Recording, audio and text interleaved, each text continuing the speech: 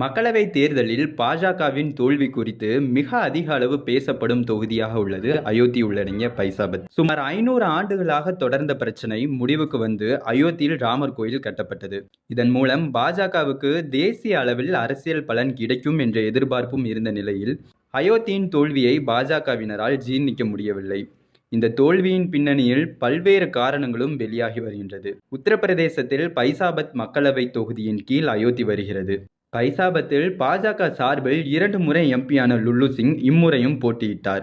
இவர் அயோத்தியில் 5 முறை எம்எல்ஏவாகவும் இருந்துள்ளார். உயர்குடியான தாக்கூர் சமூகத்தை சேர்ந்த லுல்லு சமாஜ்வாதி கட்சியின் தலித் வேட்பாளரான ஹவுதேஸ் பிரசாந்திடம் 54,567 வாக்குகள் வித்தியாசத்தில் தோல்வியடைந்தார்.